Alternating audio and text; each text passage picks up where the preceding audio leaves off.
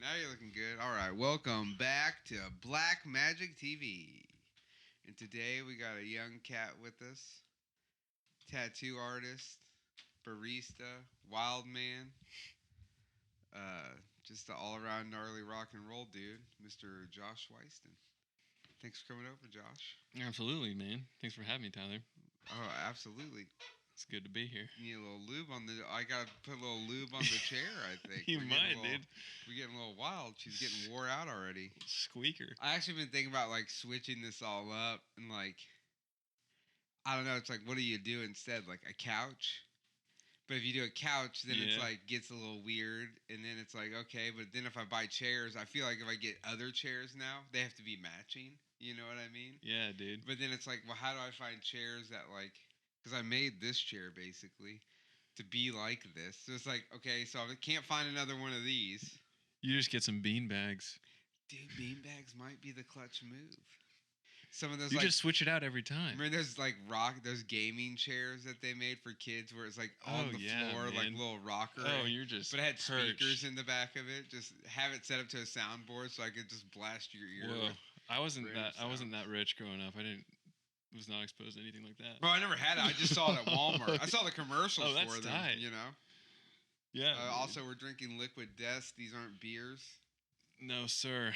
No alcohol for us. No not more. Also not a sponsor, so we're gonna cover that up. Somebody's gonna judge us for. I can't believe they're drinking canned water.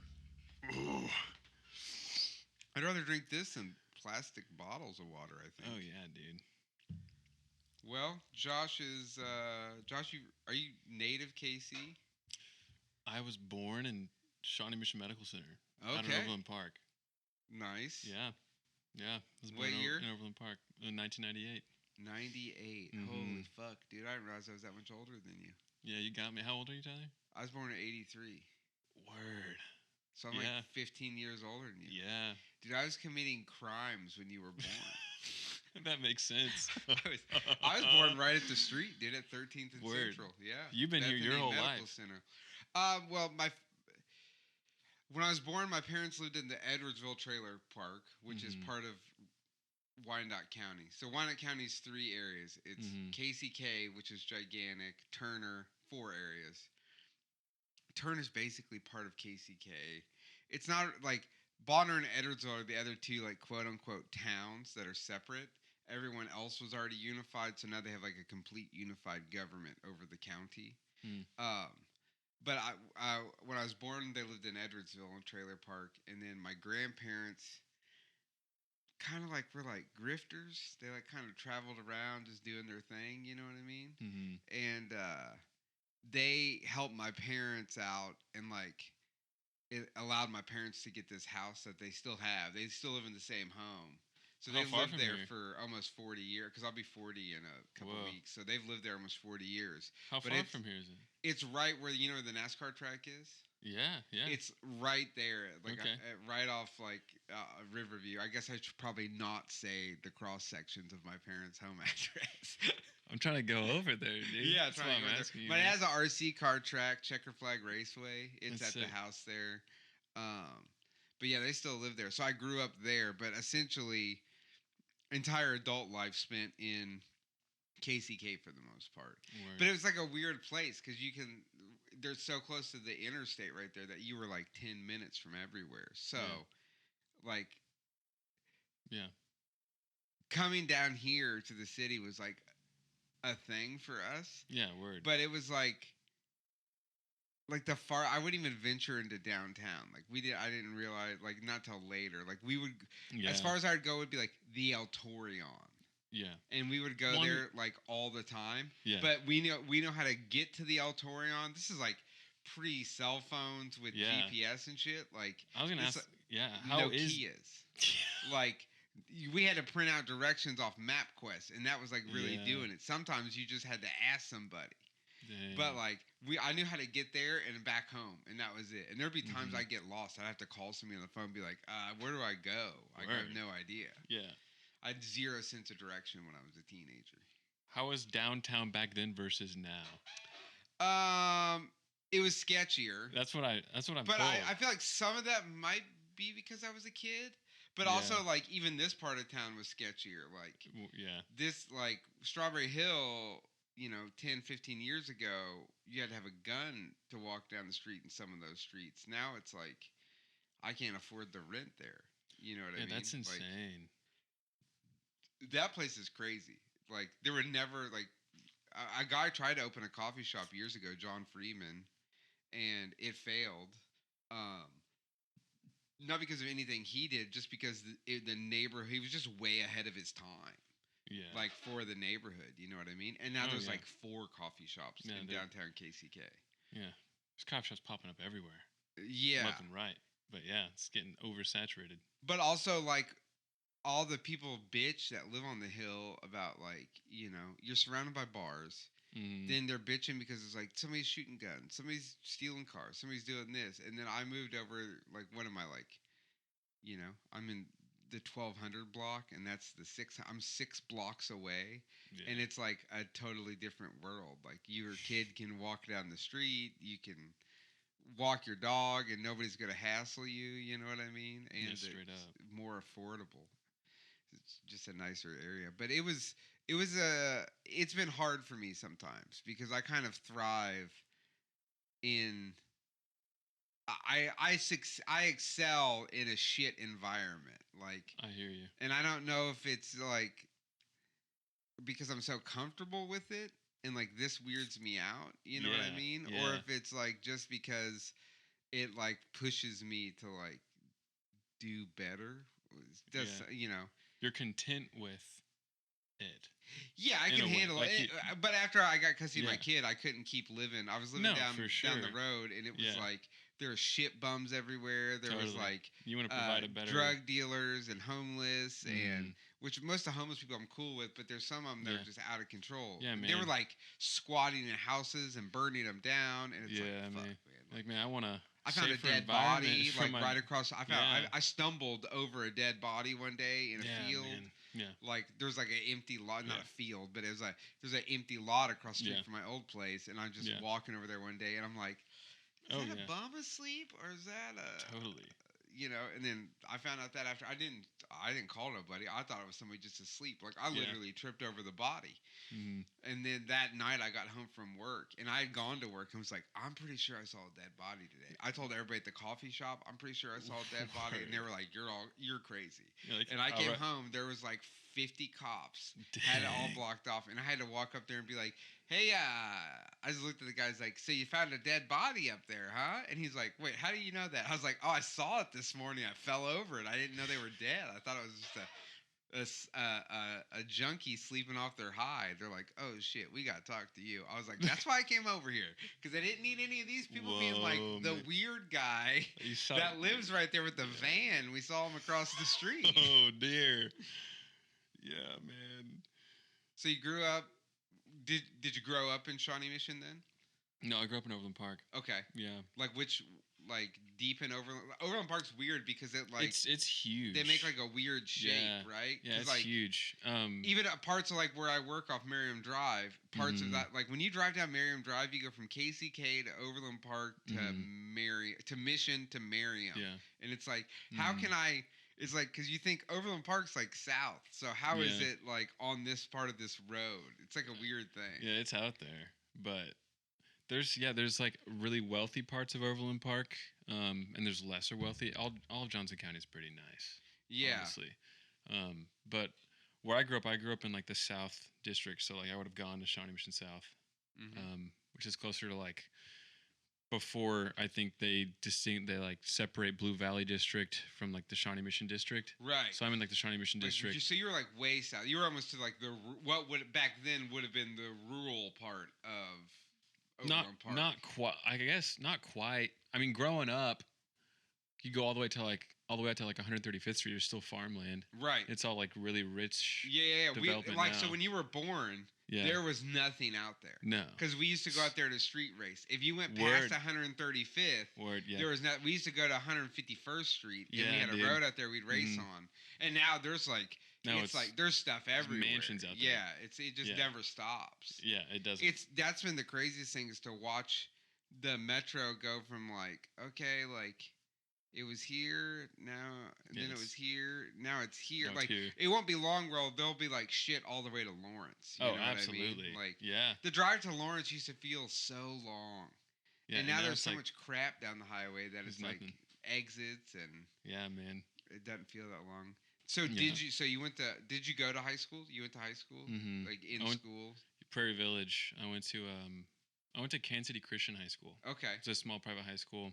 There are like 150 kids in the entire school. Yeah. So my graduating class, 30 kids, and Whoa. yeah, dude, yeah, I knew this I knew the same set of kids from the age of like 5 all the way to graduating high school, and Right. to It was this just the same people. same people. Like Because you just went to that school. hmm Now, was it Catholic derived or was it was just Christian. a Christian? It was Christian, small Christian private school. No, I think it was established in like 1951. That's that dog is.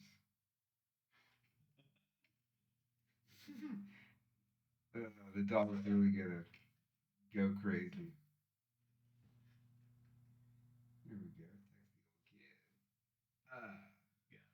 Yeah. So now, was your family real religious or? Um, my dad, he grew up Catholic, Okay. and you know, like I wouldn't say like the way he like approached Catholicism back in the day. Right. He grew up in St. Joe, Okay. and he I wouldn't say he was like a devout Catholic by any means. He Right. would go live it up during the week. He would go confess his sin Right. On the weekend. on the weekends, Right. and then just go back to what he Go was back up to to it. during the week, man. And so, but he was a pretty wild dude himself for most of his life growing up. Right. Very abusive dad. Um, really broken home. Like so, he was super just influenced by wanting to protect his siblings, his mom, his father. So he a big thing in his life was just being really tough, and Right. that led him all that anger, that rage Right. led him into like being in gangs Right. for a time period when he was in his 20s. But then he met my mom, and his life radically changed, and he stopped living so crazy, and there's a lot of things that he's done that he changed and that he gave me growing up that was really really awesome. Insane. But he was Right. Catholic, and then he switched to Christianity. Yeah. So he was pretty religious, but then he converted to being a Christian. Yeah. Wow. They met in the 80s. I think they got married 3 years after you would have been born. Right. So they were married in '86. 86. Yeah. So that's wild. Yeah. And then he had moved here, and she had moved here, and then they had 6 of us kids, man. Yeah. So 5 siblings. You guys all went to. Did you guys all go We to all that went to Kansas school? City Christian High School. Yeah. Yeah, all of us. I have an older sister who's up in Leavenworth. We got 3 boys. She was born in '89. Yeah. Then I have an older brother. He's got 4 kids. He lives right off Somerset, like near Prairie Village area. How do you keep track of that many siblings? Well, when you grow up with them, it's easy. Yeah. But But I mean, like, as an adult, like, there's obviously one that you're probably closer to just because of the age difference, right? Like, oh, for sure. you I mean, find like that, like, I think like I've gotten to the point where like if I put in like I got to put in the effort to maintain a relationship with them. They have their own families and their Right. own responsibilities. yeah, But now that we're all adults, like I've definitely pursued a relationship with my sister yeah, pretty heavily. And then also when I was going through my like when I was drugging for a long time and like running wild, something my sister she like would say she prayed for me for a long time. right, And but like besides that, even she just was always there for me. Like Right. no matter what she gave me, she showed me a lot of support, even though she knew what I was doing, living that wild way. And Yeah. so that just like grew. Like I just really appreciate receiving that from a family member. I don't think everybody receives that kind of love from somebody. So we weren't as close, but like because of that, Were you? So were you like the rebellious one out of the 6? I would say so. Right. Yeah. Like, so To when an extent. did you find, like, were you like finding punk rock and things like that when you were like in high school? Yeah, in So high school for so sure. you found that then, Yeah. and that's what started like It's kind of like the small, like, right. yeah, for sure. And it was like one thing that they told you was bad, so then it's like, okay, well, this thing is cool, so let me Yeah. keep going down the road. I and, just, like, yeah, had my ideas of what I was like, what I was drawn to, right. and what I gravitated towards. And yeah, a lot of that was like, yeah, punk rock culture, just crusty, grimy people. Yeah. Honestly. And see, it's weird because I was thinking about this the other day. Like when I was growing up, like punk rock didn't mean like anti-religion. It didn't mean like anti-anything. It was mostly like it was like more open-minded than I think it. Than I feel like it is now. Like now, yeah, it's completely changed. it's completely changed. It's and like it's really odd. Like it's Very really odd that like I think it's a. I mean, I see a lot of like children, honestly, looking for a place where they can find and receive acceptance from somebody. right. They're wanting acceptance. Exactly, and Yeah. then they get the acceptance, and then they go, okay, well now you're gonna think the same way I do. Yeah. Yeah. Because it's weird. I like, dude, growing up, like everything was about being blue collar. Like when in punk rock, it was all like all the punk rock I listened to, like all the sharp skinhead music, all the oi, all the like I never got into like crust punk or any of that shit. You know what I mean? Yeah. But like most of it was like working class, like it was like working class rock and roll. You know what I mean? And it was about the working class instead of being about like I don't even know. I don't know what half that shit that comes out now is. I'm just like, this is punk rock. Like, I'm pretty like separated from it, if I'll be honest with you. yeah, I mean, I still hunt out good rock and roll, Yeah. and I find it sometimes, and then sometimes there's stuff that are just like, what? It just makes you go, what happened? Like things change. They're not for the better, or in how I perceive to be better. You know, For sure. I'm sure somebody else has a different perception on that. When did you find art? Oh, I've been drawing, man, ever since I would say like I was 3 years old. I just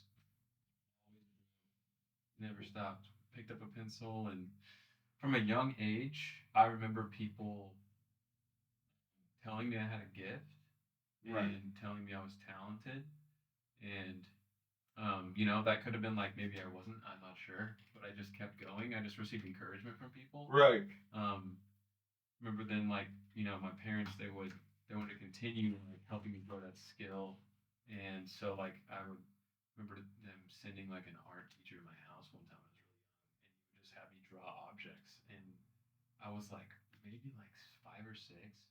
I just remember hearing him talk to my mom, and he was like, "This kid's like copying things that like are better than most high school students that we've ever seen, and you got to keep him on with this." Yeah. And so, but like I just enjoyed doing it. Right. I could always just like I could look at something and then just like copy it down. Yeah. And I just kept, you know, getting better and better at that. As I was practicing it. I just never stopped. Um, and then that was just like throughout high school, throughout college. You know, I'd always just like look at a way to use that um, in a career.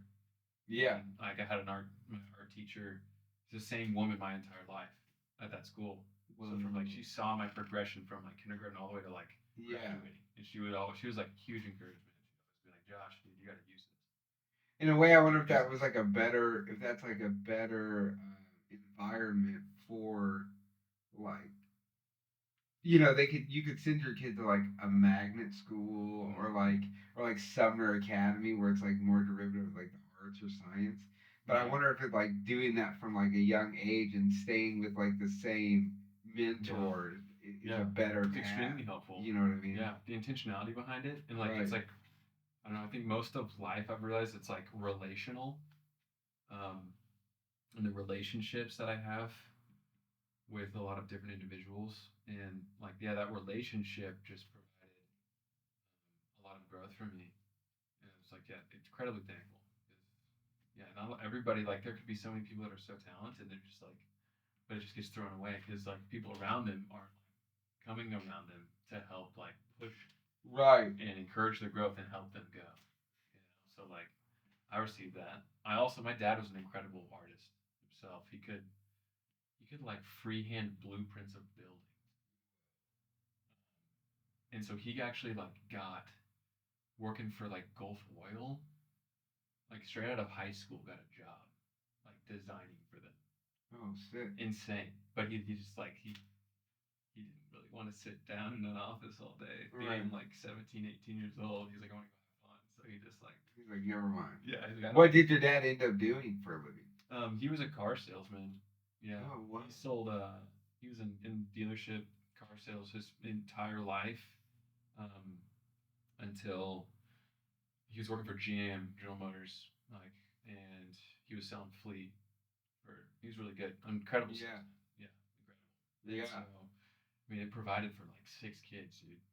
Oh yeah, dude. A good car salesman could really, Yeah. especially when you're doing fleet sales. That means your dad was selling like 100 vehicles to like O'Reilly's. You know what I mean? Absolutely. So I'm sure it's do well, and then but then it got super difficult. Like I remember my family really just like making ends meet growing up, right? And we lived in OP, but we still lived like really within our means. It was really tight, right? Most of the time, having 6 kids.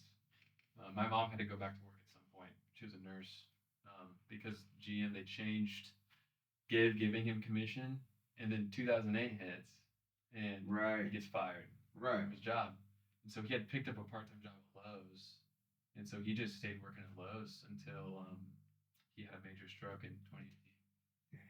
Yeah, and then he so that stroke so massive. That's one of the like probably the most difficult losses I've experienced in my life. Yeah. Yeah. He has a stroke January 1st of 2018. When you have a stroke, essentially there's like a window of opportunity where the surgeons they can get in there, they can reverse the effects of it. Correct. Yeah, there's a small window of time. I don't know if it's like an hour to 4 hours. It's like I heard something about it the other day. Yes, there's like a time period. So they were too late, and it was a very traumatic, large stroke. So it took out the entire left side of his brain. What that affected was his ability to talk. He couldn't talk, and he couldn't move his right side. Right. But that was the effects of that. Like since he didn't die from it, like he almost died from it 5 times within a month. Right. Because like with such a traumatic, just stroke like that, your brain, its response, it swells. Right. And so like, he's extremely unstable for a month. Swelling could collapse your brain stem and you die instantly. Right. So what they actually did is since like so much of that brain tissue was actually just like killed off by the stroke, they just removed it. Whoa. It was really gnarly seeing my dad with like a they took his skull out. Right. Like part of it off, in his stomach. He's just like got a big dent in his head. Yeah. It's gnarly. But that kept him alive. It's crazy what doctors can do nowadays. Yeah.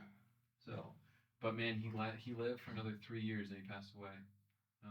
March. Complications of that. Yeah. Yeah. I mean, like he was in a bed. They just essentially watched my dad deteriorate. Right. For 3 years. Yeah. Yeah. Man. Indeed. Sorry to hear that. Hey. We all eventually will lose somebody. Oh yeah. And there's not a day that goes by where I don't remember him. Right.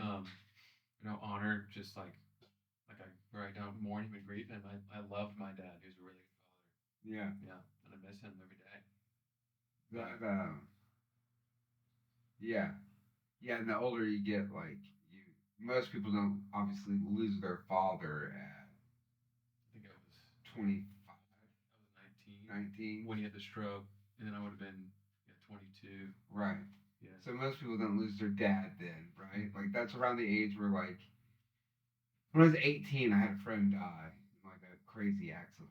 Yeah. Bullshit. It's a dumb way to die, and like that after that, it's like you realize like time goes, and then it's like there's always somebody, especially now that I'm getting like as I'm cresting 40, it's like a lot of.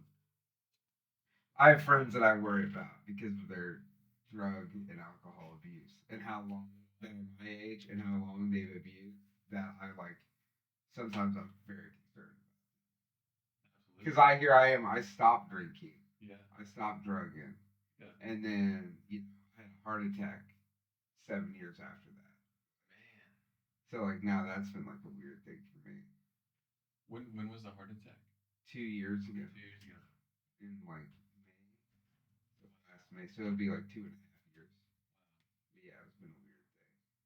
It's a Absolutely. wild thing to go I remember initially meeting you, through. Yeah. and So when I met you was not long after I had the heart attack. yeah, I was Because gonna that's say. when I met Conrad too. Yeah, man. Same time. I had already known Coop. I've known Coop Yeah. for a long time. Yeah. That's how I knew of you through Josh. Yeah, and I knew Josh from when he worked at Blip at the original Blip, Yeah, dude. and then I've He always is just back. ended up around Coop since then. He's always just kind of there. Yeah, He's always just been there. he's always been He's around, been dude. gooning around. Yeah, You know? man. Still out there about it. gooning. Yeah. When did you start tattooing? Man, so I started getting tattooed. I would say when I was 20, and so I always like I started getting pretty infatuated with tattoos, probably like in high school, and I knew I wanted to be covered. Like that's just like I was like I want to get tattoos. So I like wanted to get tattooed before I like thought about even like practicing tattooing. Right. But a lot of that like I started just out of my apartment when I would have been 20 years old. So that would have been like 2018, 2018, like What 5 years ago. What held you up like before then? Before, what do you mean? Before you were 20, like That kept me? yeah, what kept you from getting it? Like I only asked that because like Yeah. I turned 18 Yeah. in the first because my birthday's in November, so I was 18 in my senior year of high school. Like after in the first quarter of the school, the first thing I did when I turned 18 was go get a tattoo. Yeah, Yeah, man. I got this tattoo right there. That's horseshoe. Let's go. I went and got that, and then before school was over, I had another one. Before I graduated high school, I got this giant one on my arm up here.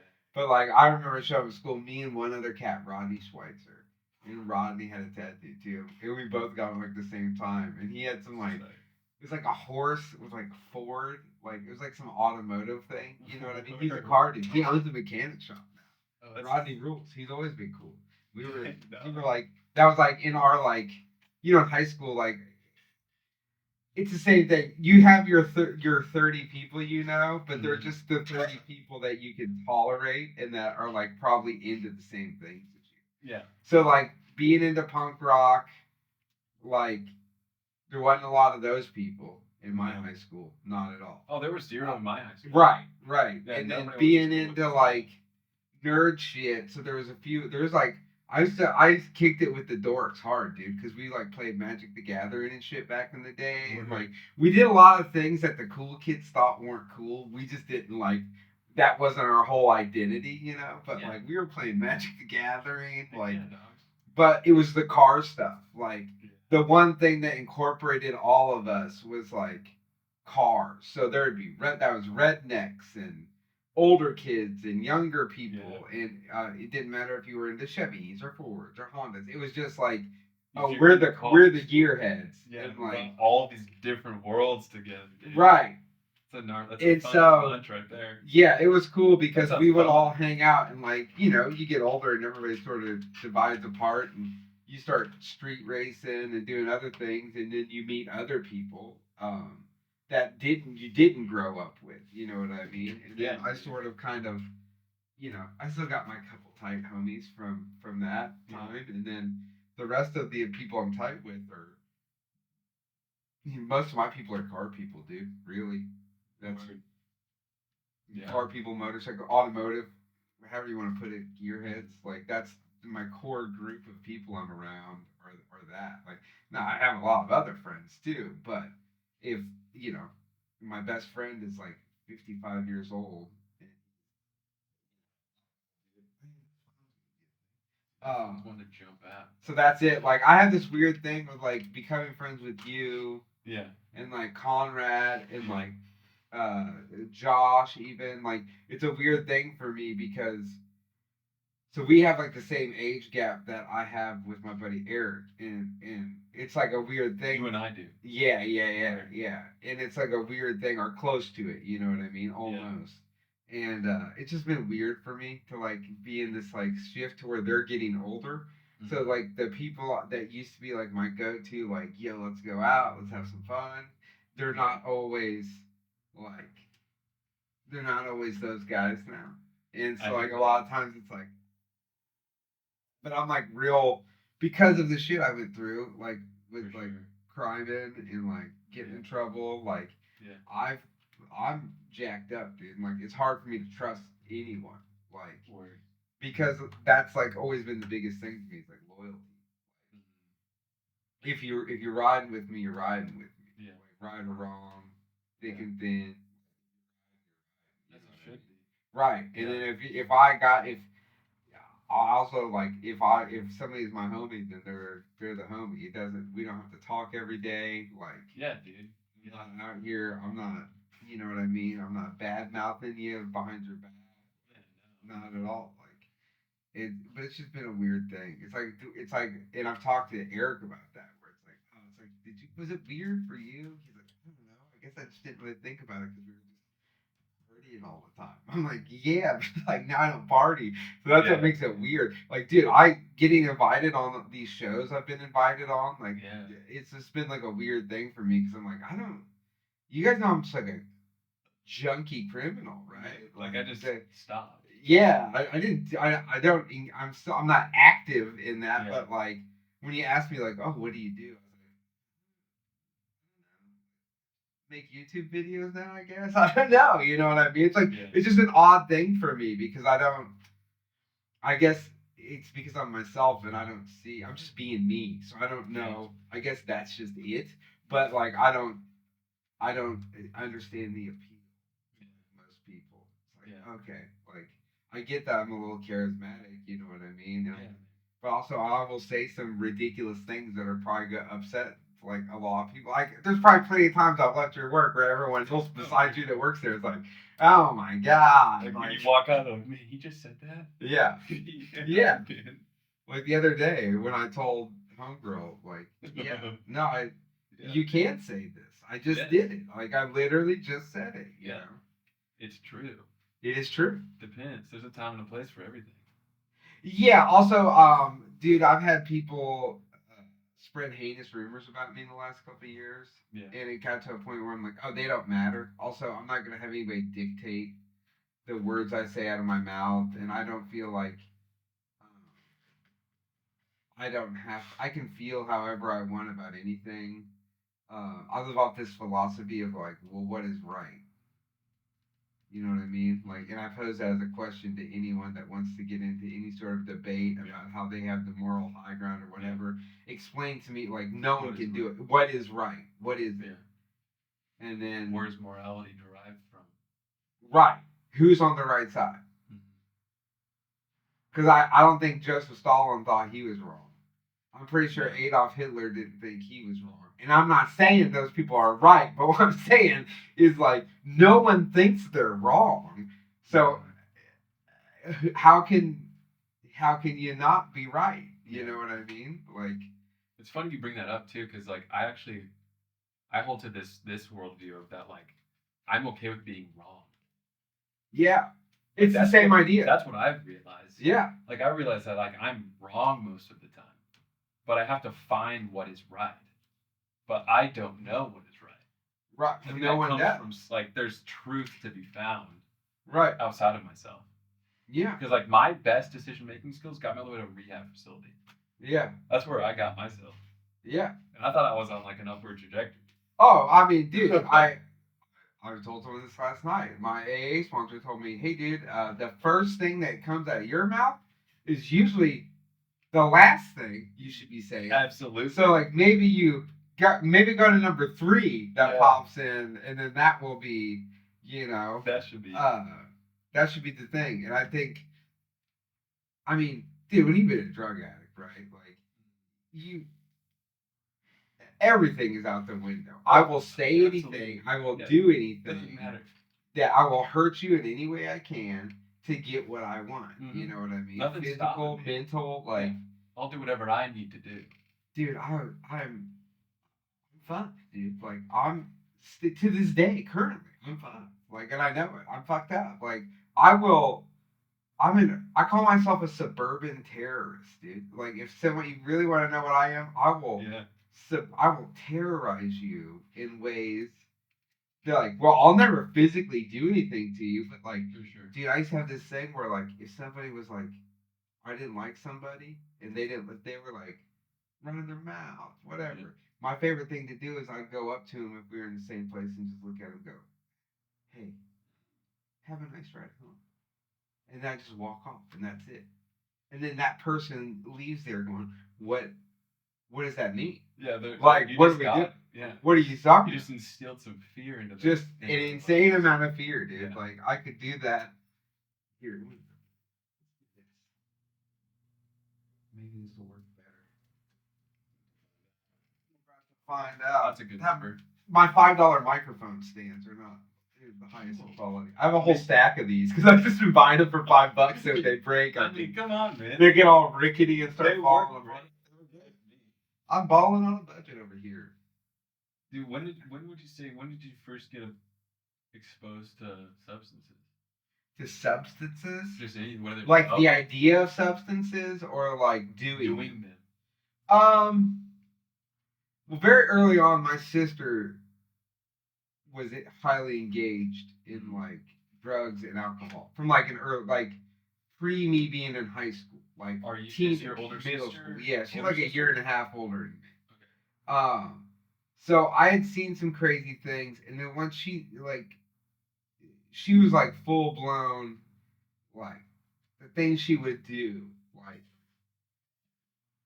when she started driving, she used to like fucking manipulate me and my best friend, Randall James, and like we would like want to go. All we wanted was to hang out with the cool kids, right? You know what I mean? We're two nerdy kids that like are finding punk rock at like 13, and we're like, yeah, you know, playing Magic the Gathering and watching pro wrestling, and like PlayStation 2 was life, you know, or whatever video game we were on. But like, she would do crazy shit to us, like take us places where we had no business being. Like, I have this distinct memory of walking into a house of like these fucking, like, my sister's been through every subculture. Like, she was into grunge rock and then new metal, and then it was like hippie shit. And like, I remember going to this house and there was just like people with needles in their arms. I'm like 14 or 15. And I just like wigged out, dude. I remember wigged out. I got so upset, and I was like, I want to leave. Like, I don't want to be here. This is. Yeah, it's gnarly. It was gnarly. It was gnarly to see. And dude, it honestly, like, I never shot drugs. I never did. I never smoked like coke or anything other than like maybe you sprinkle the last of your bag on a blunt or something. Yeah. It was always like I tried to do it, and it's like purist. I knew that like those things would get you in trouble, right? Like totally. I dabbled in opiates a little bit of like pill form, and I did not like it at all. It was like the worst thing. But what really got me going was one time some friends were just like, yeah, just do it. It's no big deal. You know what I mean? And yeah, for sure. And I did some blow, and then before that I was strict. I wouldn't do anything but smoke weed, and I drank like crazy. I smoked weed a lot. I was all day, every day, blunts. I would hang out in the hood. I was rolling blunts. We were smoking swishers. We were doing the deal. And but it was so I didn't smoke weed till I was 21. I drank before then, but every time I drank, dude, it was like I was that guy. The next day there was a story. Tyler, you pissed on my mom's carpet. Tyler, you acted like an idiot. Tyler, they had this, Stevie Cruz had like this dance party called Neon, and I would like go to that, dude. And the things I would do in Lawrence, I don't know how I'm not arrested. I would like, we were talking the other day about how one time we went and I ripped the side mirror off of this Mercedes Benz took it with me to a party and then tried to like beat a bunch of people up with the mirror off the car. Like, Man. dude, just maniac status. Just zero regard for anything or Yes. anyone, no respect. But at one point, a friend was like, "Oh yeah, a person that was in the medical field had told like everybody was doing Adderall, and I was like, I'm good, I don't fuck with pills." And it was like, "Oh no, you should do it because you would probably the way you are like you're always like having to do stuff and staying busy like it would probably like it'd probably help you." Yeah. And so I did it once, dude, and then I did it. Then it was like, It clicked. Oh, dude, That was instantly. it. I was doing like 390s a day. I was like, I would cut Adderall with cocaine. It'd be 4 o'clock in the morning. Everybody be in my house. I'd be cutting drugs together, snorting them. Everybody's like, "Dude, we gotta go to work." And I'm like, "Who said I wasn't going to work? I'm just not gonna sleep for fucking 4 or 5 days." Yeah, man. And that's what I do, dude. I wouldn't sleep. I worked at this paint shop, CNC Custom Graphics. I worked at the Right Room and Czar Bar, and then I was like middleman in drug deals in the in between time, doing whatever. Really, I was robbing people, doing all kinds of shit. How old are you at this point? My mid-20s. Yeah. Yeah. Right where I'm at. Yeah. Yeah. So like 9 years ago, I was on the fast dive down. Yeah. And I got picked up for an aggravated robbery. Mm-hmm. And then after that, I was like, okay, I think I'm good. I think I'll stop. So that's what you would say, like where you hit a rock bottom. Oh yeah, that was my rock bottom. That's where you. I mean, you could have definitely gone lower. Oh, I could have. I would have. For sure. If that wouldn't have happened, we wouldn't be sitting here, and I probably wouldn't be alive, honestly. For sure. And it took. I believe you. Even like in there waiting to go to court, I like not realizing how serious it was. Mm-hmm. Then I get handed a piece of paper by my attorney. It's like one day I was just like I made a joke. He's like, "Hey, this ain't funny, dude. Like, you're looking at 25 years in state prison over this charge." And I was like, "Whoa, what?" And that's when it like clicked. It was like, okay. And there's this old guy, Anton Artman, I was locked up with. Yeah. And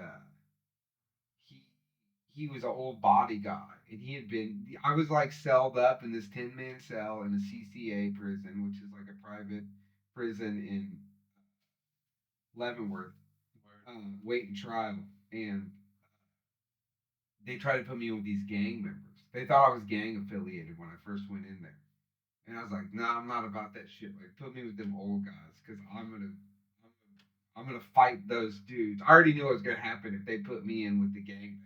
Yeah.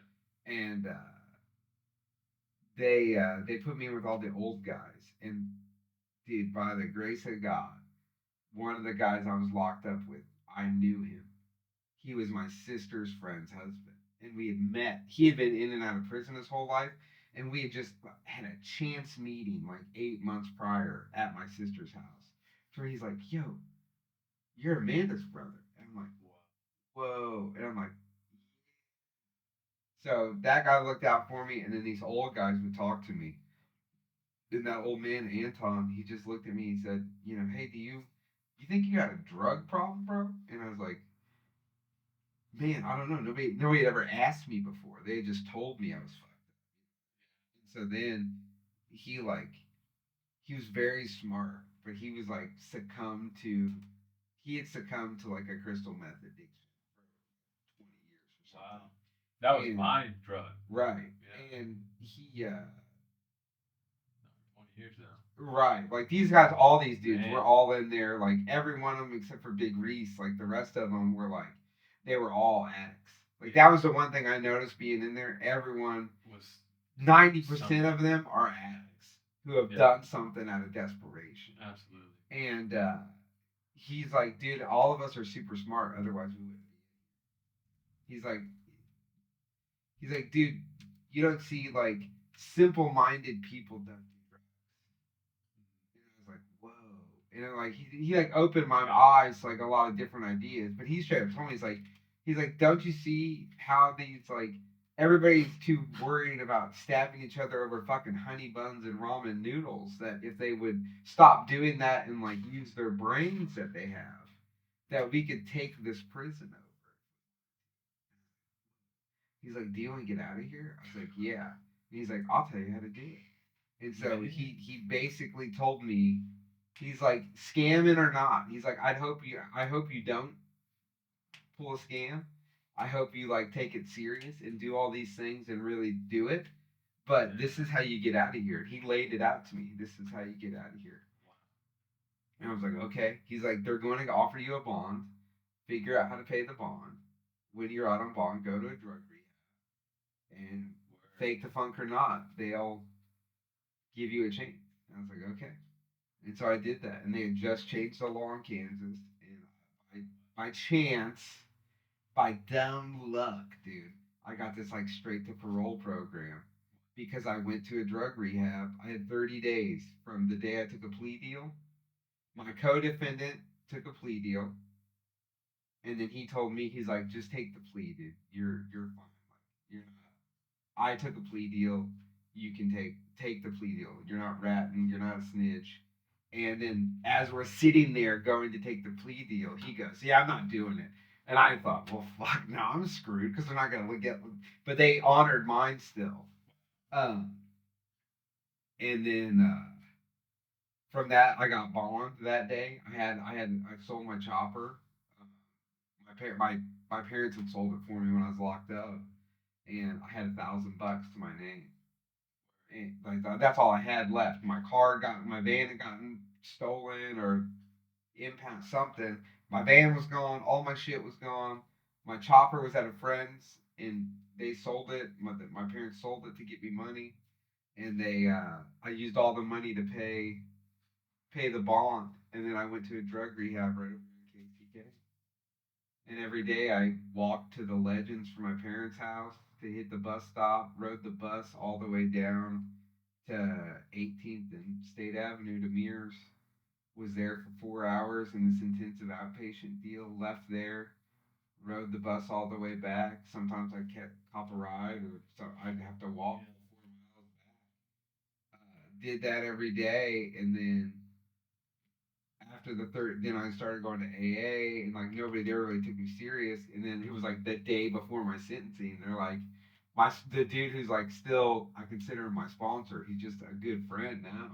He just said he's like, well, I guess we'll either I'll see you tomorrow or I'll see you in 20 years. And I was like, at that point, they had downward departure me, so it would have been like 6 years I was looking at. Yeah. And So to hear that, and he's like, well, I'll either see you in 6 years or I'll see you tomorrow. He's like, okay. And so then I showed up the next day. He's like, damn, looks like you didn't have to do those 6 years. I was like, fuck. But the parole probation shit I was on was crazy. Dude, I couldn't tell you how many hundreds of times I ended up having to pee on randoms. I couldn't leave town unless I had a note from them that said I couldn't go see my kid. I couldn't do anything. I couldn't go over 100 miles away from my house. If I went to get a job, they had to agree that they had to give me permission to work that job. Yeah. I was on house arrest. They just would dictate when and where I could work. Yeah, for sure. So it was a wild deal. And then I stayed with that drug program. I completed it. Did both levels that they had. And the only thing that saved me was that, unbeknownst to me, I found out later what from my probation officer was that the guy from the drug rehab basically was in the back room begging the judge to not send me because of all the stuff I had done at the rehab for the last 30 years. He had seen that I was like right, and I was being serious, and I never slipped up, dude. Wow. I've never slipped up this whole time. Wow. I've never, and that, it's on any front, like anything, you know what I mean? Like I don't have any desire to do that, And I play it safe. Like if I go to a bar, I usually go somewhere where like ain't nobody at Lucky Boys even gonna give me a drink if they're gonna be like, I don't think so. Like let's go back here and talk about that. Yeah. But like nobody wants to see you like that. good. Bad things happen, For sure. and I know that. I don't like. I'm not trying to do all that. I did a lot of chaos and destruction already. Try to steer away I mean, I look up to that. Not many men get to that point to from. actually like acknowledge that and to own that. Yeah. You know, it takes a lot of humility to own that. Yeah, Does. it's I worked a friend of mine, he's dead. He had a heart attack and like on the side of the highway trying to kickstart his motorcycle. But John Wiggins called me every day Yeah. when I got out every day. Yeah. So you have men who are like walking with you. Yeah, John would Like call helping me pull every you down. day. My first job I took back because I was like scared to go back to working in the body shop, you know. Yeah. And my first job at a body shop, I went to work for him and Tom at Creative Plastics. And it's on 23rd Street in Independence, dude. There's just junkies and crackheads and everything you could think of. Yeah. Street walking cheetahs, everything, all day long. And every day somebody would come up to the shop door, gacked out, trying to sell some stolen shit. And every day John would look at me and be like, God damn. And I'd be like, what? He goes, dude, you used to be just like that guy. And I'd be like, oh, shit. So he gave me like this real, he was like very harsh and real with me that like, yo, that was you, dude. Like, Yeah. so it was like a reminder that like, Yeah. that's what I'm going to be. If I don't want to be that, Yeah. then I got to do something different. Yeah, I'm gonna keep. Yeah. It's a motivator. Right. By no means am I perfect. No, I have plenty of flaws.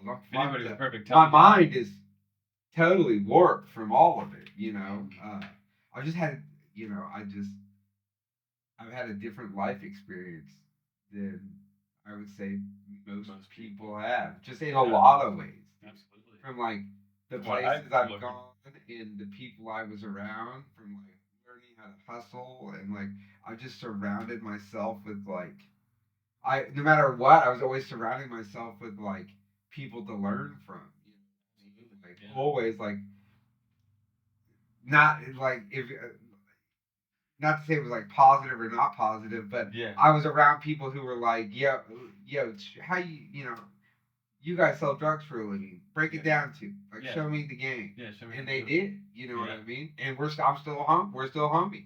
Yeah. They've never been a drug addict. You know what I'm saying? Like they never ventured down that path. Yeah.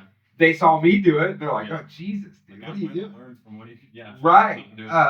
But like, They could- or the car stuff. You know what I mean? There's like, you know, there's always going to be people that hate you for something you did. Absolutely. There's people that still something from 20 years ago that they can't even tell you why they're mad. They just know they don't like you. And it's like, cool, man. I can't control that. You just have to not care. That's why, like, I say, I just got to a point where I'm like, well, you know, I'm pretty sure astute to the fact that most people aren't going to try to physically harm me, and if they can, I feel okay with the defense of myself. So I just like say how I feel in most cases, and for sure, some people respect it, and then some people don't really know how to take that. You know, they haven't lived it with a brash honesty of like, oh, this guy's just keeping it real. And I've only been around people that kept it real. Like, that's all I've ever known. Like, if you're not doing that, what are you doing? You know? Yeah, what's the point? Like, the whole honest, like, being honest. But it starts with I sat inside of the police station right up the street, and for I don't even know how long. I was on like a 4-day bender. I get arrested. I haven't slept in days, and I'm just like, oh my god. And I crash out, and I don't know how many hours I was in there. I don't know what day it is. I don't know what time it is. I'm just in a room. Imagine being in this room, no window, no lights, nothing in there. You know what I mean? You're just in a room. Yeah. And I just said, okay, I'm done lying to myself, because that's what I've been doing. Was lying to myself. And since then, like, you know, people they have a hard time believing that you can be as honest as I try to be. Yeah. And it's like, I just don't know. If I don't, it's no different than doing drugs. If I drink, I know what's going to happen. I'm going to do drugs. Yes. And if I do drugs, I know what's going to happen. Yeah. I'm gonna go. Okay, now I need a gun. Yeah. And You now, see where that leads. yeah, I already know, and it's the Yeah. same thing. If I'm not honest with myself, Yeah. then I'm going to. Yeah. You gotta break that cycle. I'm gonna break that cycle, and then I'm gonna Yeah. be doing that shitty behavior without the Yeah. drugs. You know what I mean? Absolutely. Yeah, it's pretty wild. That is What? wild. So once you started tattooing, Yeah. Yeah. So I started. So essentially, I was working at a coffee shop called All the Correct. okay, Back when they were on the corner of like Westport Road and Maine. Back when I was working for them, and it was during that time I had just like gone through a divorce, and I was living by myself oh, downtown. you were married. Yeah, man. I didn't know you were married. I got Young marriage. I was young, yeah, young, very young. Girl from school. We went to the same church together growing up. Okay. Yeah. So, Married at like 19. married at like 20, 19, 20. Engaged at 19, married by 20. How long did you guys date? All of high school. Okay, so you were Yeah. in it, Yeah. dude. Even like, but then see, that's the thing. Like, no matter how punk you are, you still had that like Yeah. that old school mentality. I Of did. like, oh, this is the person, and now you're gonna Yes. go get married, and then that's Yes. gonna be that. Oh yeah, I had absolutely. I still like wanted, I had this idea and perception of a life, and it was, I had this model of like what it meant to be a man to me, and I wanted a family. I wanted to lead a family with children, um, and I wanted to pursue that, and I thought I found that with somebody, but I wasn't ready for that. Right. Ultimately, Yeah. I was like, that's what I wanted. I could see that, but I wasn't like the man that I needed to be able to like carry that responsibility essentially. Yeah. Yeah. Because you're a 19-year-old kid. Yeah, it was nice. I mean, and not to say, man, like I think there are people that can get married young. Oh, like definitely. Absolutely. Definitely are. Absolutely. Like my grandparents, they got married when they had my mom at like she was 17. Yeah. And they were married for 63 years. My grandfather just passed away 2 months ago. Yeah. Like. My family has. I think I'm the only. I might be the only person in my family. Yeah. On my dad's side, like my lineage, my namesake family. Yeah. That didn't get married from a shotgun wedding. Really? Yeah. My cousin's never been married. Yeah. And she is an adopted son. She took in a kid that was like 13 and adopted him. Yeah.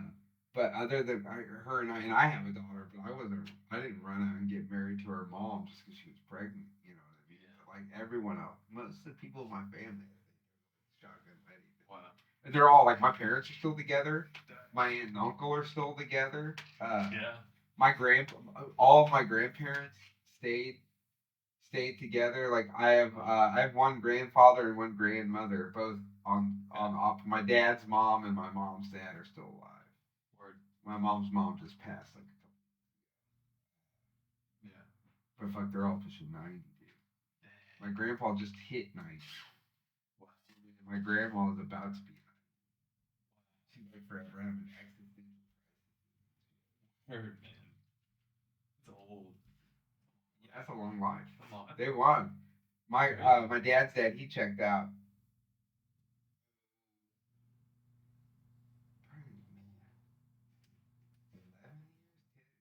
11 years, 12 years ago, something like that. He passed away. He got cancer. But that was like my dog. Marv was my dog. He was like, Grandma Betty's this. That like hellfire. Everything's hellfire and brimstone. You know what I mean? Yeah. And then my grandpa was just this like army vet, sergeant major. Everybody else was like had a different. I think everyone else had a different like relationship with him. He was like, he knew what I was doing. Like he knew I was a wild boy. Yeah. And he never like. He saw through it. I just couldn't fake the funk with him. You know what I mean? But he was like, he always helped me out. Like he always like. He wanted the best, but he never like gave me nothing for free. You know what I mean? He made me work for anything, but he He at least he respected me, is where no one else in the family did, Word. and like still don't. Like most of my family still treats me like I. That's how I feel. Like the way I feel that they are to me. It's very much so that like I'm still a junkie to them. Yeah. Like I can't. They don't answer the You phone. can't get out of They it. don't. Yes, Wow. they don't. For as Christian as they claim to be, They claim to be they claim- hold. most of them Oh, claim to they be all go Christian. to church. They do a lot of things, dude, and they Really? don't. That's part of my issue is that we live differently in that aspect, and that like I don't just talk about it. I live it. There's Yeah. a positive mental attitude that you can gain. That not to say you're this blushingly happy person all the time, but like No. I choose to like.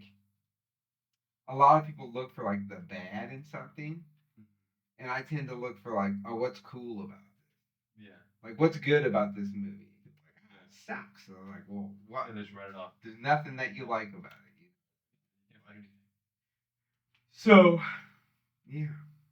All right, so we keep rambling here. I hear you. So yeah, Yeah. I married young, married young. got divorced. Got divorced. Divorced how long? How long were you married? Not very long, man. It lasted. Full blown divorce or like an annulment? That's what it was. Annulment, yeah. Because it was so short. This is like, It was. don't do this. It was a quickie. Yeah. I mean, it was. I mean, like still like I didn't want it. Right. It was. I was left. Right. And so that was difficult. Yeah. Extremely difficult. I mean, and that like my dad having a stroke. He had a stroke 5 months later. I get married. Right.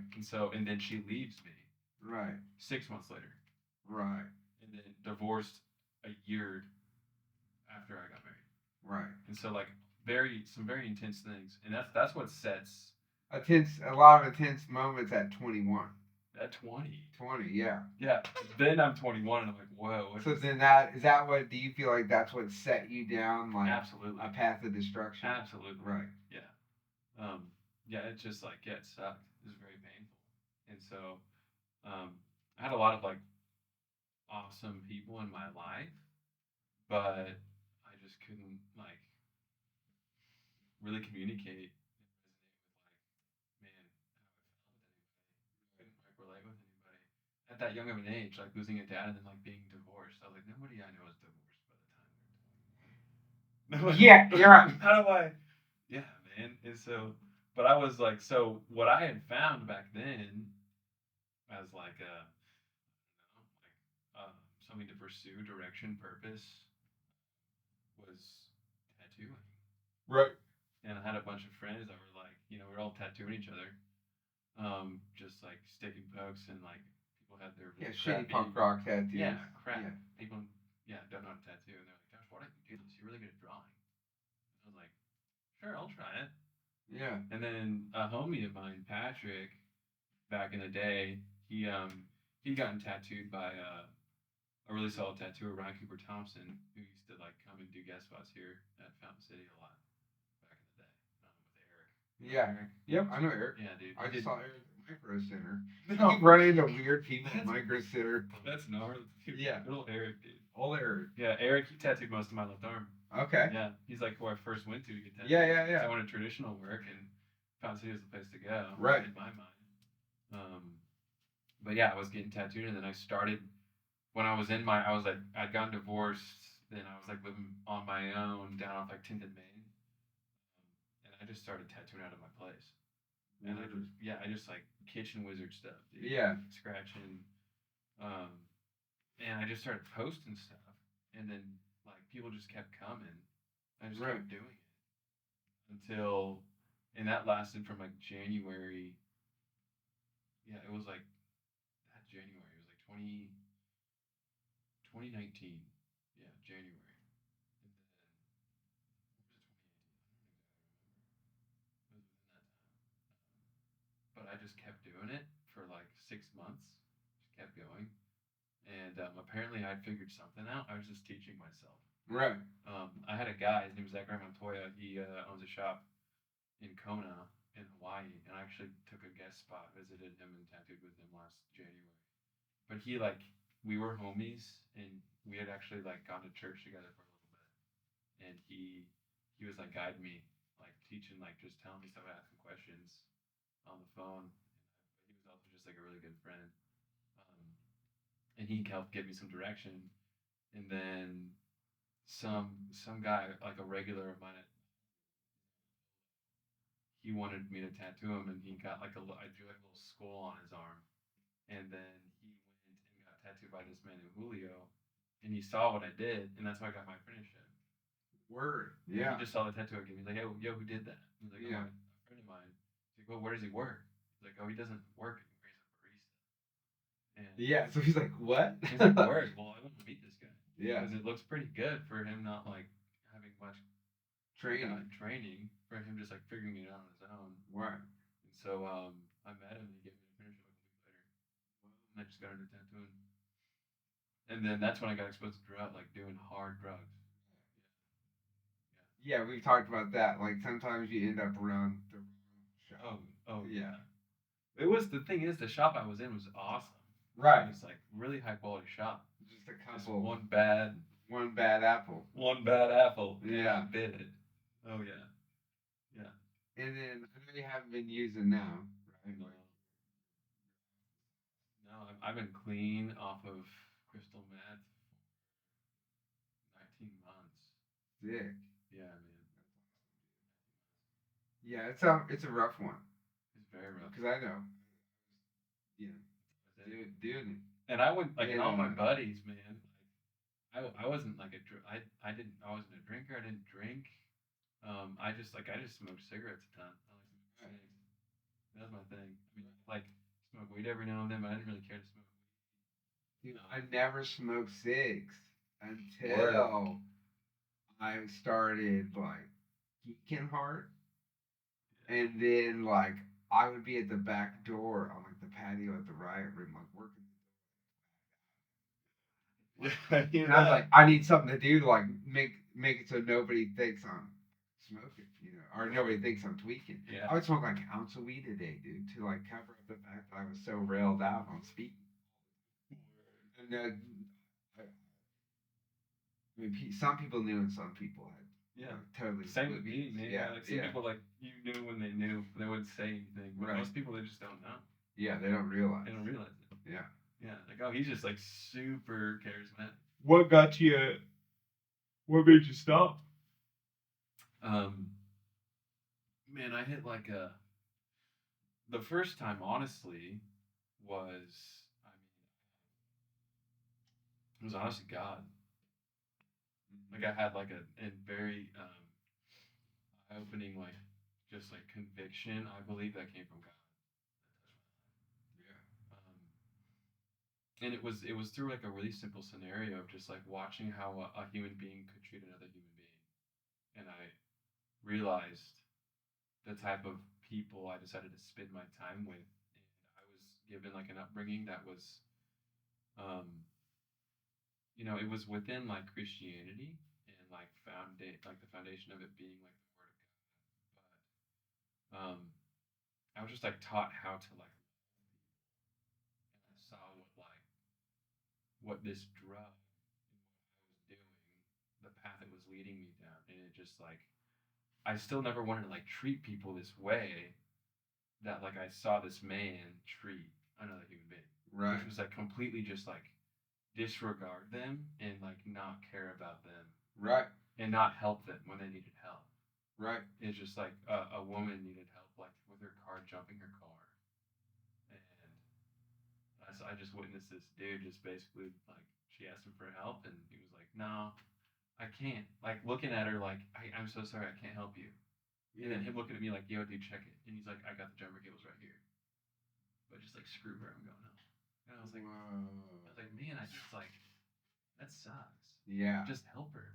Yeah, dude. Like she's an old woman. She doesn't like, it won't take much out of your, like just go help her. That's a rough one. Yeah, and it's that's a simple thing, but I was like, man, that's who I'm hanging out with. Yeah. It's like, what am I doing, man? Right. And so like that was when I first like stopped out of that. I just like went and like I knew I was like, man, I'm a meth addict. I was like, I want to stop doing this. I don't know how to stop. I can't stop, dude. Yeah. And so somehow I just like went to my family, told them what I've been doing for the past like year and a half, and it like led me to neglecting my own father's funeral, and so that like created a bunch of shame. Like I just separated myself even further from my family. Yeah. Just stayed away. Like the drug just kept me away. Right. I just like was going hard in like what I was doing, but um, I mean, like I got off of meth for like initially 3 months, and then um, got into a pretty toxic relationship with a woman that eventually like I led myself to a relapse during that time with her, and so then I hit like a bottom. I would say what I would say mine was when like meth essentially like I became abusive Right. in that relationship. Yeah. We were both pretty emotionally abusive to each other, but like I became physically abusive. Right. Yeah, and so like um, from there, like she went to my family and was like, "Hey, something's wrong with this guy," which I like greatly appreciate about her. Right. Like she should have gone to like I don't know. The cops. Yeah. Yeah. And, you know, and like instead she was like, "Hey, like Josh is like, there's like he's got to be on something." Well, yeah, she knew the real you. Yeah. And then she saw, Yeah. like, dude, I have friends that like, yo, when I was locked up, I know that there was a group of people sitting around and been removed from an organization, right? Like because of my drug use. Yeah. And like they all sat around and a bunch of them like, we gotta get the money. We'll get the money to get him out of jail, so at least he has a fighting chance. And then there's a couple of like the OGs who were like, no, we're not, we're not bailing. They're like, that's not. He's got to. Yeah. He's that is not gonna help him. Like Yeah. if we do that, and my parents knew, like they were I know they were terrified that I was like, dude, there was that point where I was like, if I get out of here, like I was just gonna leave. I wasn't gonna do 20 years in prison. Yeah. I was like, I'll go somewhere else. Yeah. If that meant like, dude, I had like grandiose ideas. I was gonna go to Mexico, and then it was like, fuck it, I'll go to Ireland. I'll go over there. Like, You'll figure it out. I'll figure it out. I'll get out of country and I'll figure it out. I'll get somewhere. And luckily that didn't happen because I'd have been gone. And no, that wouldn't have worked out. What would have happened was I would have got out, done drugs, and been right here, Yeah, like trying to hide yeah, and like got busted. You know absolutely. what I mean? But yeah, we always have grandiose ideas when we're on. Oh yeah. I'm gonna get to Mexico. The man. delusions of grandeur right there. Yeah, big delusions. Huge. But yeah, then I mean, my brothers like they all came into my apartment and essentially was like, "Hey, one of my brothers had a piece on him." Yeah. And he was like, because she like I the extent of it is I slapped her like a couple times, and so that was I mean I would still label it as abuse. That's that's what abuse, that is, man. You know. Yeah. You should never hit another person. Yeah, there's no reason to There's hit no people. any reason. But I was I was like, dude, I was jacked up on meth. Right. And I just like see what that's like what meth's creating me to be. I'd never been that before. Yeah. Like ever. Never. And so but yeah, my brothers came and they were like, "Yo, dude, like, what are you doing? You're like, what is wrong with you? Yeah. You're a fool. Like, you're being an idiot. What are you doing right now? What's going on? Like, something's got to switch up. They didn't like, are you on drugs again?" And I was like, "No." And then went through this whole like within that time period, man, of them being over there, I got to a confession actually. Yeah. Like, and I just prayed, like, thank God for that because if I hadn't, I would have just kept going. What year was this? That was like 2022. So that would have been 2021. So that was about the time I met you because I remember everyone saying, "Well, Josh was using drugs, and we thought he was off drugs." And then they were all like, I think Josh is on fucking drugs again." And I was like, that's when it was just like, okay, well, maybe, like, I don't know then. Like, do I hang out with Josh or do I not hang out with Josh? Yeah, man. I was on drugs again, and I was just like, yeah, definitely. But that was the point. I was like, man, what I missed the first time when I got off drugs was like I needed rehab. Yeah. I needed a rehab. Yeah. I just like didn't. I was trying to do it on my own. You can't do it on your own. A lot of like there are rare cases of people who muster it on their own. If people give Alcoholics Anonymous a bad name, look, I don't go to meetings Yeah. anymore. I've been to a couple. Start going like again, like once in a while. Mm-hmm. But when I first got clean, having that place to go to every day, like I had no job. I was waiting to go to prison. I had to talk to someone who could understand, like you were saying. I needed somebody who could understand. Got it. And no matter what you think, no matter how fucked up you are, right? Yeah. Like there is somebody there who's more fucked up than you. Sir. And they all like those OG dudes love to say, "Oh, you think you're fucked up? Yeah. You think you're crazy? Yeah. This guy's been sober since he was 16. That's how crazy he is. He's 55. He didn't even drink legally ever." And you're like, "Whoa." So it's a good thing to have people who understand. Like I understand everything that you said to me because I've been there. You know what I mean? Like Absolutely. there's a lot of people that don't understand, like, if you never committed no crimes, right? Like real crime, then you would never understand the feeling that you get. Mm-hmm. Like the adrenaline, the like Mm-hmm. the butterflies in your stomach, like the anxiety, everything, every part of it. Like you would never understand that unless you felt that. You know what I mean?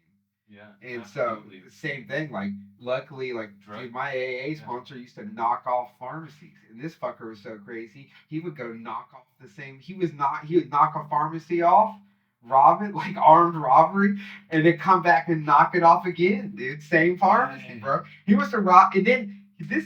He was working for the son of the people years later. His sponsor was the son of some of the people he used to rob. It was just like, dude, it's a crazy, crazy. Oh yeah. Crazy dog. That's insane. Shout out. I'm not gonna say his name, but he knows who he is. He's out there watching. Uncle Randy. Uncle. That's not his real name. That's his alias. But like, if it weren't for my family too. Yeah, you would have never gotten that help. No. And that girl would still be there. She'd be on drugs now because she'd been so worn out from you beating the hell out of her that you guys would just be full blown meth heads. Terrible. That's how it goes. That's how you become that person. Yeah. That's it right there. Yeah, it's not right. It's people don't understand that, like, I think most people are inherently good, like, right? Like, but situations bring out the hidden evils in all of us. Yeah. You know because like I would come back at you actually, and on the contrary, I would say everyone is inherently bad. Yeah. I would argue everybody's inherently evil. See, I look at the positive. Yeah. I think everyone's good. I think drugs bring out the inherent evil in us. I think that like being pushed down and kicked.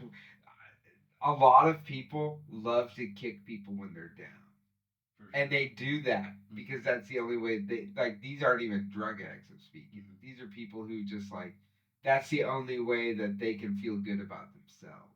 They don't like the people. They're shitty people. Totally. So they'll take a good person and kick them while they're down. You know what I mean? That's not me. No, absolutely not. Yeah.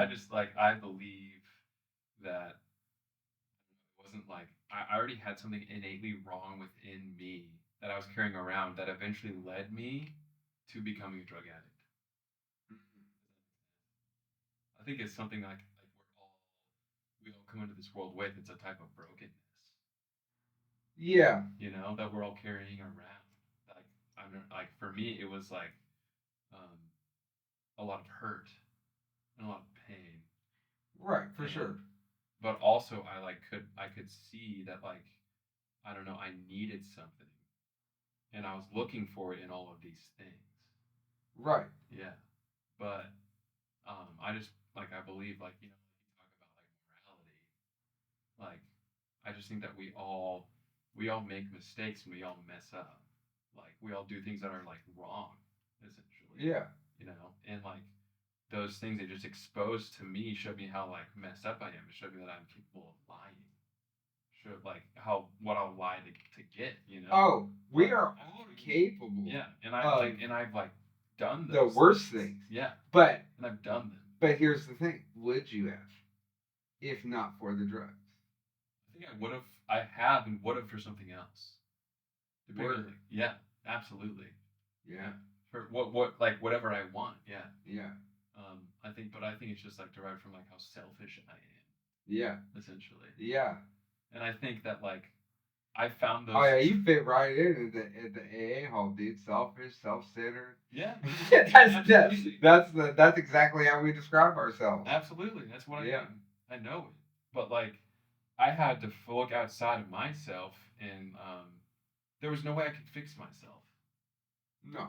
You know, I think it's impossible. And like, I had to find like a purpose and a hope outside of myself. And I'd even looked into like the AA, like where do all those like steps, where are they derived from? Right. You know, and they come from the Bible. Essentially, yeah. They like do part those of- principles. Yeah. Like they're derived out of like the Bible, Yeah. the big book. Yeah. Like I've read it. yeah, Bunch of times. like a lot of those truths are derived from biblical truth. Yeah. And I wanted to find truth. And where I found truth was like being exposed to studying the Word of God, and that's what gave me freedom. Yeah. Like a relationship with Jesus Christ. Yeah. And that's No, I mean, I when I was locked up, the only thing I had was the Bible. So I read the Really? whole Bible like several times. yeah. But since then, like I've grown to. I was going to church. I got baptized. Really? Yeah, after I got released, I was going to like a mega. I don't call it a mega church. It's just a really big church, and they do a lot of good shit. They do like prison ministries, and like some family members went there, and that's how I found out about it. Do you remember what is it called? West Side Family Church. Word. And the there was this one guy who's one of the pastors, and he was really cool. He was a musician, and he was there was a when he was there, there would be a lot of convict guys, a lot of guys I could relate to would be there, right? But I reached a point where after so long, no one, most of the people that went to the church would look down upon me and wouldn't talk to me. No one that worked at the church was like that. It was just the people who were at the fellow patrons of the church were like that. And so it really led me down to like this path of like finding my own spirituality. Yeah. And it came from like, I'm always seeking like I grew up on hardcore music, you know what I mean? Like New York hardcore, East Coast hardcore in the 90s, and it's like all about like all about the PMA, positive mental attitude. Mm-hmm. So as long as I can hear something that's a positive message, I can soak it in. If you start talking about using religion to put down someone else, you lose me in that. And you would lose me in that. Yeah, so like now I've gone to like where it's like I have this weird outlook on it, and like people get really upset at me sometimes because like I don't believe that there's only. I don't think any of them are absolutely right, but I don't think any religion is absolutely right. I think they can all exist, but I also feel like they're all talking about the same innate being, the same ultimate idea. And like that's how I describe God as an ultimate idea of creation, right? In any form.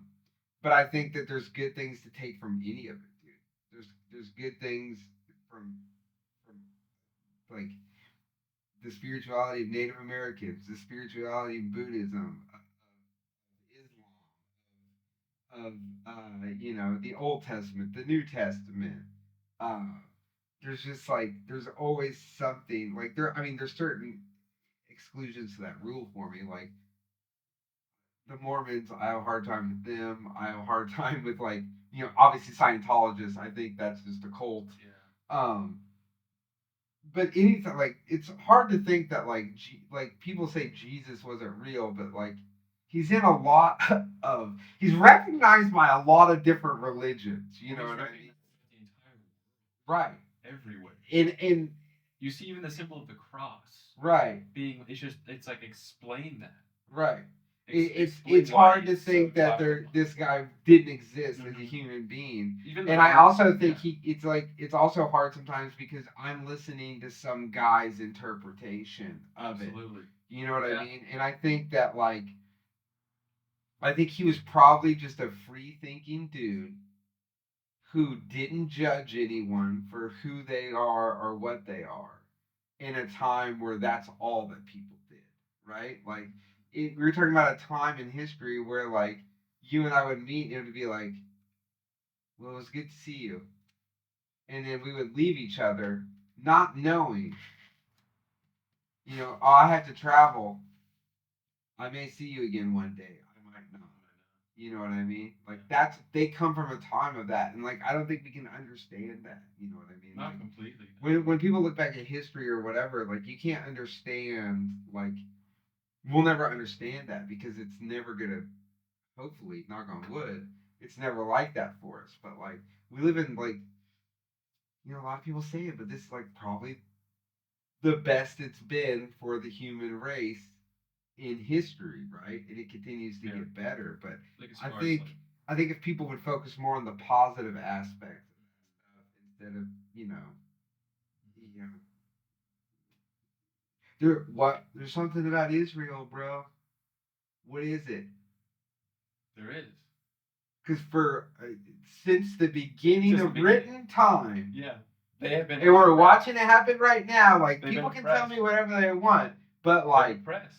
but not just that. Like, what is there that everyone wants? Yeah, absolutely. I think there's something to say to like be spoken on with that. Because With Israel. it's Absolutely. what is there. Like, fuck whatever the hell's happening right now. Yeah. Don't give me your shim sham Yeah. conflict. Since the beginning of written time, people have been taking control of that piece of land from Or all over trying the to. world, or been trying to. Yeah. At one point, it was the Crusades and like the English had control of it, and then here came Islam took it, and then they took it back. The Christians took it back, and then the Jews, and then the Jews left, and they came back, and they were forced away, and they came back, and it's like there's some There's been what this is battle it? for it. Like right? What is it? Yeah. I mean, I have what I think. I believe it is, and I just believe like it's because it's talked about in the Bible, Right. and they're taught the Jews were given this promised land by God, Yeah. and He gave them this promised land, Yeah. and that's His chosen people, and Yeah.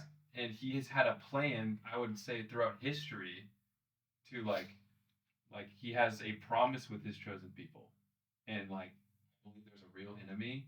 And I believe, like, dude, I believe Satan's real. I think there's like a whole, like, all that spiritual everything, like that darkness. Yeah. I think there's God and there's Satan. Yeah. And those are two big characters that like everyone talks about in the world too. Most people think Satan's really cool. You know? Yeah, it's like a weird thing. When people also there's people that are like they talk about all that, right? Yeah. And Satan, and it's like, oh, so you believe in religion? And they go, absolutely not. It's like, well, how can you? But then why are you like? Then how can you believe in the devil if you Yeah. don't believe in God? Like, do you know where that came from? Like, Yeah, it came from the Bible. the Bible. Yeah. And also Satan believes in God. Right. 100%. There's also other weird things with like people Yeah, go, you can well, go down. Jesus thought he was the Son of God. And I was like, well, yeah, or maybe what he was saying is, I'm the Son of God. Mm-hmm. You are too. Like, we are all sons and daughters of God. Like, it's not all literal. Some of the Bible is just like keen stories on like how to overcome adversities and like how to like David and Goliath. That's supposed to that's a story of this is how to overcome the unthinkable. You can, if you try, you can achieve. You know what I mean? Like, I don't think it's all like these. I don't think it all is like super literal. You know what I mean? Like that's my feelings of it. I think some of it was I think like some of it is, and some of it right, isn't. and some There's, of it there's isn't. poetic Like books, and then there's very literal, straight, matter of fact. things, right? I think a lot of it was like ideas of like this is how you. Hey, here's a way to live. That's positive. Yeah. Like, and you can I think take it's the a way to, positive parts. absolutely. I think it's a very like for me how it's helped me live. It's a tool that's helped me live. There's like fundamental truths in there that like I like the book literally like reads me, Right. and it's changed my life and my way of thinking that was like destructive ultimately. Right. You know, and but like I believe there's like a central truth, and it's this idea of like what is love. That's I yes no that is You know, I feel the same way. there's a central truth there that it's pointing back to. That's my favorite line in the Bible. Yeah. Let everything you do, let it be done in love. Let it be done in love. Yeah, and if you do all these things and you don't like have love, right? It doesn't matter. That's why I don't chase money, dude. No. I quit. I used to, and I quit. I stopped chasing money. And I had to explain that to a creator last night because they were talking to me, and I said, I don't do anything for money. Yeah. Like I do all this because I enjoy it, and it's helped me learn and grow. And I have fun. Like sitting down editing, it's an experience for me. It's engaging. I'm learning. Like I've been as I go, I'm learning all these new things. But like even the car show I did, like I did that for my culture. I don't do it. I didn't do it for spectators. I did it for the car people. Like that's what I do things for. I do it for you know the love of it. Enjoy it. Yeah, the love of it. We all do what we love. Right. We all give time for what we love. For sure. You want to see what someone loves? Just see what they're giving their time to. Right. Yeah, exactly. You know? I just think that there is a central like with love, it like, and there's like a central truth to what the Bible's all pointing to. And it's just like derived in like what would you the gospel, right? What the gospel is. Yeah. But and that's what changed my life. Yeah. The gospel, and which is essentially just like the good news of what God did in sending Jesus to earth, and like I look at the way he lived. I've just studied and like looked at the way he lived. Right. The way he lived was completely contrary to like the way of the world, what everybody's doing, especially in this country. Yeah, everybody's extremely like independent, self-motivated, self-love, look out for yourself, self-fulfillment, everything, like self get up one up on somebody else, you know, like everything is for me versus like living a life of like service, pouring yourself out for others, helping others, looking to others before myself, all the way to like the point of like, you know, like I just like, you know, I think a lot of it takes like my choice in like faith and just believing something is true. Right. I'm not ever here to like try to like push that on somebody else. You don't have to believe this. Right. You know, but like I just like look at this and like it just changed my like I can't like speak against the fact that like it changed my life.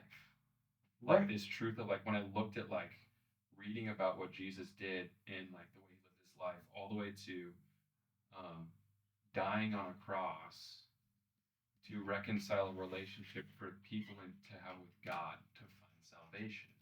Yeah. And that changed my life. Like looking to like he died for me, but I have to believe that I was innately bad and I needed help. Right. And I'm a sinner and I'm in need of a savior. And I want a relationship with somebody that's gonna like meet my needs and fill this void that I could never fill. And I just believe that he's the what fills it. And he fills that in my life. And that's the only thing that got me off of drugs. Yeah. Yeah. That cleaned me. And like growing in a relationship with him. So like that's what I would say my life is primarily about now. Like everything else is secondary to me. Right. Like that's why I stopped tattooing for a while. Yeah. I was like, is this worth it? Is this taking away from that? Right. Because that's what I want people to know. Like, hey, there's hope in this life, and I believe it's found in Jesus. And Are you gonna go back? Do you think you'll go back to doing tattoos? Do you think? Oh, I already have. Yeah. Yeah. I've started to. I think you would be doing a disservice, I agree. not with you. only to yourself, Yeah. but to the artistic world by not doing that. Because you're gonna show people that you can. Yeah. You can do You can this. conquer this, and you don't have like, man, this is where I found meth. Yeah. But now I can do this in a whole new light. Right, and it wasn't tattooing. Dude, that was just a bad. That was just a bad. Bad you know, influence. you got one bad time. Yeah, You know what I mean? absolutely. And I've talked to you before about how like if you were in the right environment, you'll be able to thrive. You'll be able to thrive. Yeah, but I've just had to be extremely cautious and careful. Right. I get that too because sense? I'm the same way. I've walked into shops where I've had to leave because I go, I know Totally. This is not going to go great. Absolutely. And that's something in my life where I had to get to the place and this point of like, I'm willing to let this go. Yeah. I don't need this. I can create a whole new career path if I need to. Right. To like maintain a sobriety and to follow the will of God instead of my own. Yeah. What I believe. You also have the skills and availability where you could create your own habitat for doing whatever you want. If that's tattooing, you can do that. You know what I mean? And that's where I'm at. That's why I can't. I'm at a point where I don't want to just. I'm at a point where I need to figure out a way to just work for myself. Because I can't deal with. I want more control over my own destiny. I understand. And I'm sure you understand. That was impounded by my grandfather. He's an entrepreneur. Like, Jeff, you don't want to work for anybody. No. You don't have to. Not at all. Let me help teach you how not to. Right. Yeah. Well, hell yeah. Yeah, man. Well, Josh, thanks for coming over. Absolutely. If you guys want to catch old Swiastyn, you can catch him at Split Log, serving up that delicious coffee to you. If you like coffee. And then other than that, we'll stay posted with you. If you start tattooing again, I'm going to let the people know. I hope you do. Hey, man, I'm tattooing currently, so. Oh, yeah? I am. Where at? It's called Studio One. It's off of, essentially 16th and Grand. Okay. How do they get in contact with you about that? Instagram? I have an Instagram. Shout it out. What's that? At Josh Swiastyn, and my last name is kind of a lot. Swiastyn. And typically just like message me on there if you want something. My whole portfolio is on there, so I'll let that speak for itself if you like what I do. You can, Josh is a good artist. If you don't, you can dude. go somewhere. Yeah. I'll link his Instagram. I'll link her gram down in the comment section of the video. Dude, I'm glad you came over. Dude, I enjoyed it. I really enjoy your company. I'm glad you stopped doing drugs. Wouldn't be here if we didn't. What's that? Wouldn't be here if we didn't. Yeah, we would not be here if we didn't. I would have already sold these. I would have sold this microphone to my speed already. Thanks for watching. Like, subscribe, do all the deals. Follow Josh. Catch you all next.